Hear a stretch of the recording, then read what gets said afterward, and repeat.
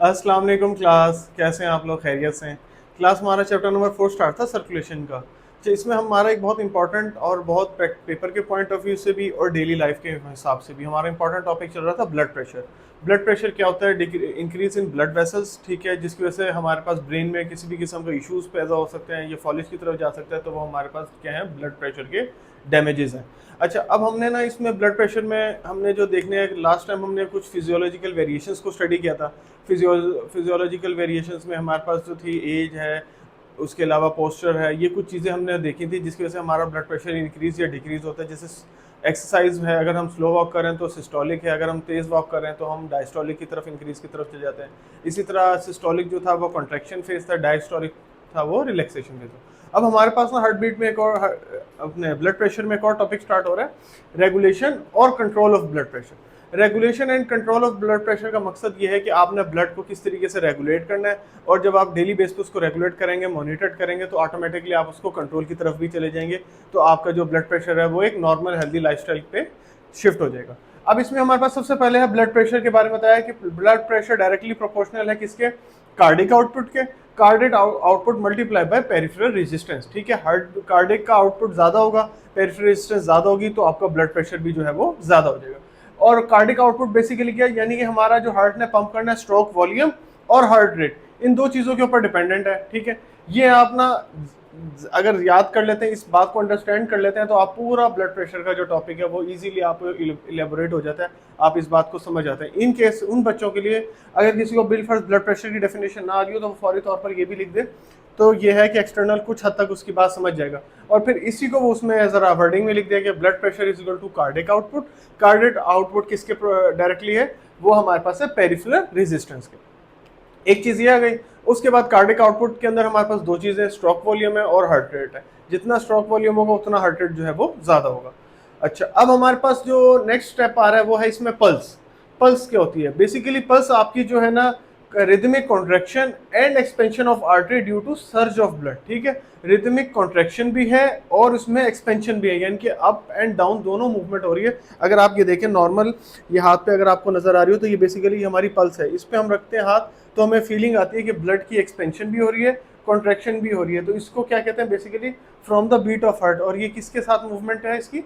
Heart के साथ। क्योंकि आपको पता है जो हमारा बॉडी में हार्ट है, basically heart supply blood to all part of the body. तो हार्ट हमारा एक सेंट्रल यूनिट है जिसने लेफ्ट एरोटा के थ्रू, एरोटा ने पूरी बॉडी में आपको ब्लड सप्लाई करना है, ठीक है। फिर आगे उसके कुछ चैम्बर्स हैं, 4 चैम्बर्स हैं।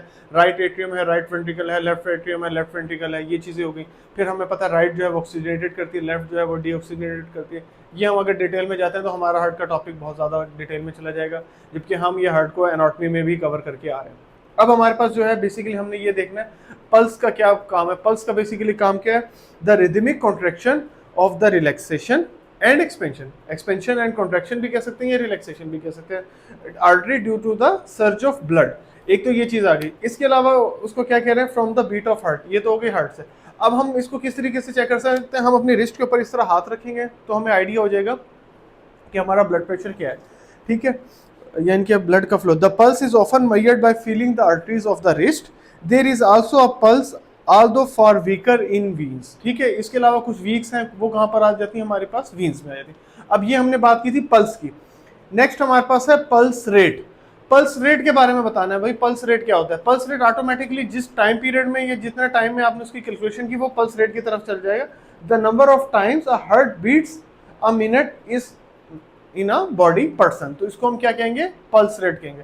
अच्छा, इसकी एक और डेफिनेशन भी दी हुई है, the rate at which heart usually measure to obtain the quick evaluation of a person's health, ठीक है। अब ये भी इस तरीके से भी कह सकते हैं, क्योंकि अगर हार्ट बीट ज्यादा होगी तो ब्लड प्रेशर ज्यादा होगा। हमने ये बात फिजियोलॉजिकल वेरिएशंस में पढ़ी थी कि हमारा पेशेंट अगर चल फिर कराए तो हम उसको पहले रेस्ट कराएंगे, 2 मिनट 5 मिनट के सांस ले ले भाई, उसके बाद हम उसका ब्लड प्रेशर मेजर करेंगे। ये नहीं है कि वो भागता हुआ है और हम उसका ब्लड प्रेशर मेजर करें।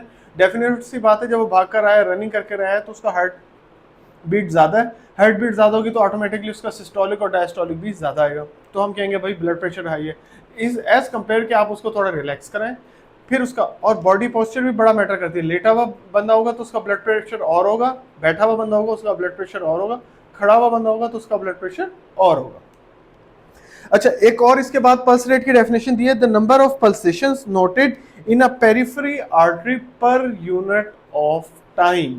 अब वही बात आ गई हार्ट रेट की, ये वाली cardiac output, peripheral resistance, stroke volume, heart rate is equal to cardiac output. यानी कि जो आपके कार्डिक ने जो आउटपुट बेसिकली दी है वो सारी जो है आपकी पेरिफेरल रेजिस्टेंस को शो कर रही है, और पेरिफेरल रेजिस्टेंस जो है वो आपकी जो है हार्ट बीट को शो कर रही है। बेसिकली आपका जो हार्ट रेट है वो इससे जो है वो ज़्यादा आएगा। हम जब भी इसकी पल्स चेक करेंगे आर्टरी से या वीन से, तो हमें आइडिया हो जाएगा कि भाई पर्सन की, पेशेंट की स्टेम जो है कंडीशन किस तरीके से।